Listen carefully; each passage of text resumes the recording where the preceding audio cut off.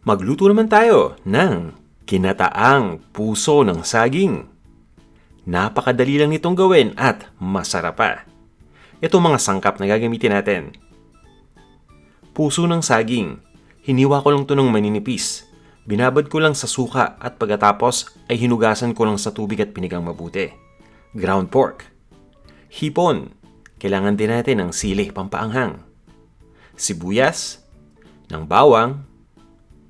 Ng ground black pepper. At syempre, ng Knorr ginataang gulay recipe mix. Ito yung 40 gram pack. Bukod dito, kailangan natin ng tubig, mantika, pati na rin ng suka. Ito yung kompletong listahan ng mga sangkap na yan. Kung handa na kayo, tara, mag-umpisa na tayo. Pagsasamahin ko lang muna itong Knorr ginataang gulay mix at tubig. At hahaluin ko lang itong mabuti. Hanggang sa tuloy ng madilute o matunaw itong ating ginataan mix powder.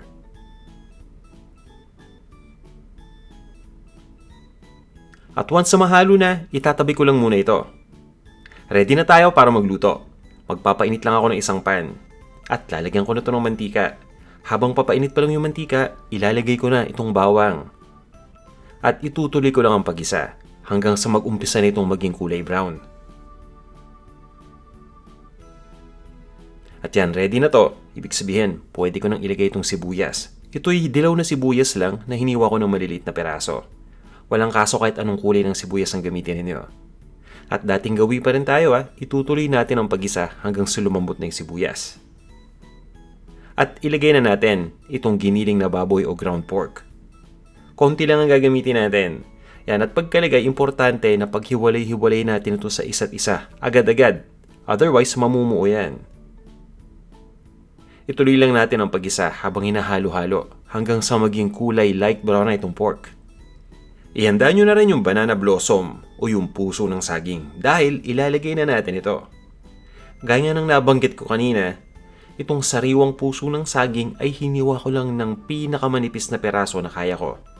At pagkatapos niyan, binabad ko lang ito sa suka, mga 10 to 15 minutes.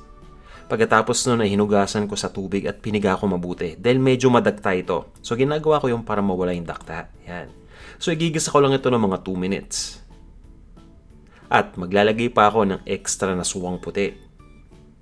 Pwede rin nga pala tayong gumamit dito ng delata na banana blossom o ng puso ng saging. Hiwain lang natin ng maninipis. Yan. Lulutuin ko lang ito ng mga 2 minutes pa. At i-adjust ko lang yung heat sa medium para hindi ito masunog kagad. Yan, hahaluin ko lang.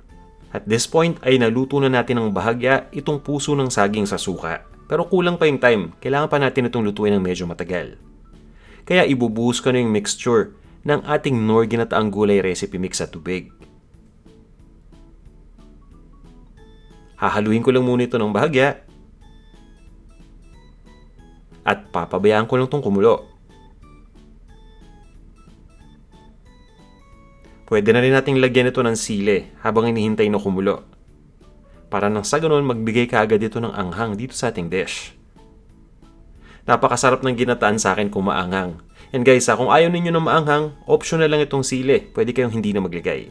Yan, so tinakpan ko lang itong lutuan at itutuloy ko lang ang pagpapakulo in medium heat pa rin ng 7 to 10 minutes.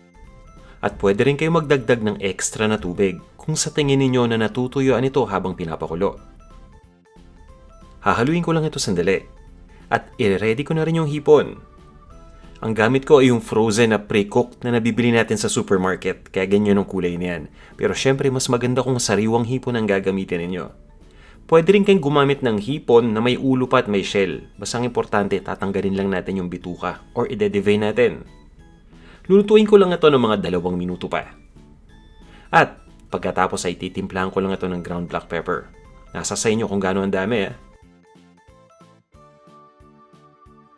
Hahaluin ko lang at itutuloy ko lang ang pagluto ng mga 30 seconds pa. Pagkatapos, ilipat na natin ito sa isang serving bowl at i-serve na natin.